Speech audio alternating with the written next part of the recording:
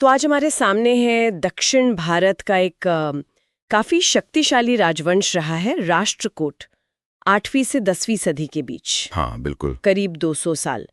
दिलचस्प ये है कि ये सिर्फ योद्धा ही नहीं थे, कला और साहित्य में भी इनका नाम आता है।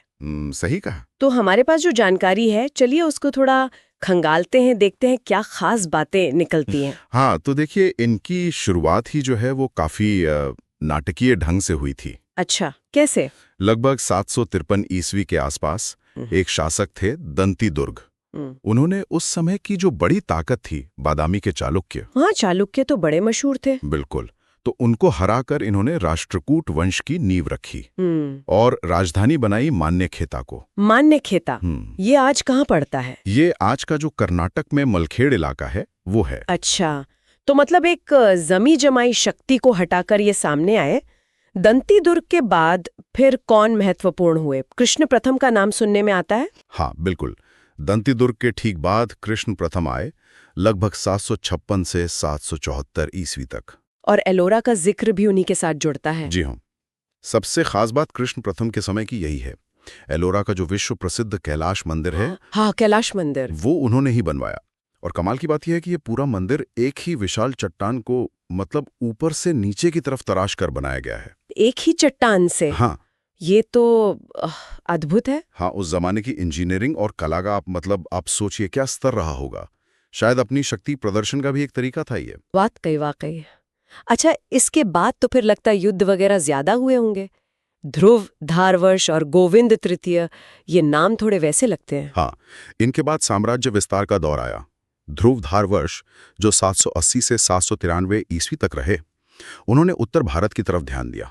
उत्तर भारत कहाँ तक? उन्होंने पश्चिम में गुर्जर प्रतिहार और पूर्व में बंगाल के पाल शासक, जो उस वक्त उत्तर भारत की दो बड़ी शक्तियां थीं। हाँ, कन्नौज के लिए संघर्ष चल रहा था उस समय। बिल्कुल। तो उनको इन्होंने हराया। फिर इनके बेटे आए गोविंद तृतीय, 793 से 814 ईस्वी तक। उन्होंने तो उत्तर और दक्षिण दोनों तरफ सफल सैन्य अभियान चलाए। राष्ट्रकूट शक्ति शायद इनके समय चरम पर थी। तो साम्राज्य काफी फैल गया इनके समय। जी हाँ। लेकिन फिर एक नाम आता है अमोघ वर्ष प्रथम का, 814 से 878 ईस्वी। ये इन योद्धा शासकों से कुछ अलग लगते हैं, है ना? हाँ बिल्कुल।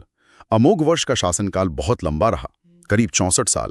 और वो अपनी युद्ध विजयों से ज्यादा जाने जाते हैं अपनी शांति प्रियता, विद्वत्ता और कला साहित्य को संरक्षण देने के लिए। अच्छा, शांति प्रिय। हाँ, उन्हें जैन धर्म का बड़ा संरक्षक माना जाता है।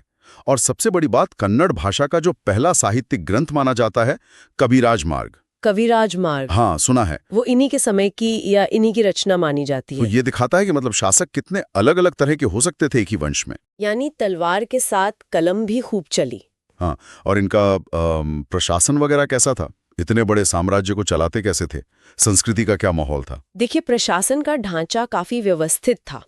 पूरा साम्राज्य राष्ट्रों में बटा था, जैसे आज प्रांत होते हैं। ओके, प्रांतों में। और फिर स्थानीय स्तर पर, खासकर गांवों में ग्राम सभाएं होती थीं। वो अपने लोकल मामले देखती थीं। और संस्कृति, धार्मिक माहौल कैसा था? सांस्कृतिक रूप से देखें तो वो बहुत सहिष्णु थे। ये एक बड़ी बात है। शैव धर्म, वैष्णव धर्म, जैन धर्म, बौद्ध धर्म, सभी को बराबर का संरक्षण मिला। ये तो काफी अच्छी बात है। हाँ, और साहित्य में कन्नड़ और संस्कृत दोनों भाषाओं का खूब विकास हुआ इनके समय में। तो एलोरा का कैलाश मंदिर जैसी कला, कविराज मार्ग जैसा साहित्य, धार्मिक सहनशीलता, काफी कुछ था इनके पास। लेकिन फिर अंत कैसे हुआ? हर वंश का अंत तो होता ही है। वही बात है। एक तो उत्तर भारत में जो पाल और गुर्जर प्रतिहार थे, उनसे इनकी दुश्मनी लगातार चलती रहे। उसमें काफी संसाधन लगते थे। लड़ाइयाँ महंगी पड़ती हैं। बिल्कुल।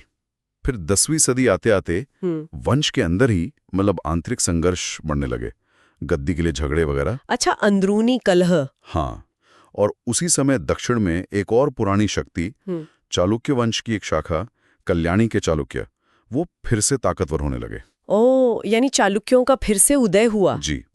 तो इन सब कारणों से अंदरूनी झगड़े और बाहरी दबाव, खासकर चालुक्यों का, राष्ट्रकूट शक्ति धीरे धीरे खत्म हो गई। तो अगर हम संक्षेप में देखें तो राष्ट्रकूट वंश को हम उनकी सैन्य ताकत के लिए याद रख सकते हैं। हाँ बिल्कुल। कैलाश मंदिर जैसी जो बेमिसाल वास्तुकला है उसके लिए। हाँ वो तो है ही। और कविराज मार्ग जैसे साहित्यिक योगदान के लिए। बिल्कुल। दक्षिण भारत की कला, संस्कृति, भाषा, इन सब पर इनकी बहुत गहरी छाप छोड़ी है इन्होंने। वो शक्तिशाली योद्धा तो थे ही, पर साथ ही कला प्रेमी और धार्मिक रूप से सहिष्णु भी थे। ये एक अच्छा कॉम्बिनेशन है। वैसे यहाँ एक सवाल मन में आता है। ये जो स्रोत हमें बताते हैं कि राष्ट्रकूट शासक एक तरफ तो इतने युद्ध लड़ रहे थे, साम्राज्य फैला रहे थे, मतलब काफी विस्तारवादी नीति थी। हाँ। और दूसरी तरफ वही शासक कला, साहित्य, अलग अलग धर्मों को इतना बढ़ावा दे रहे थे, जैसे अमोघवर्ष। तो लगभग 200 सालों तक युद्ध और संस्कृति के इन दो मतलब बिल्कुल अलग सिरों के बीच उन्होंने ये संतुलन कैसे बनाए रखा होगा? हाँ, ये सोचने वाली बात है। ये अपने आप में एक दिलचस्प पहेली है कि ये तालमेल कैसे बिठाया उन्होंने।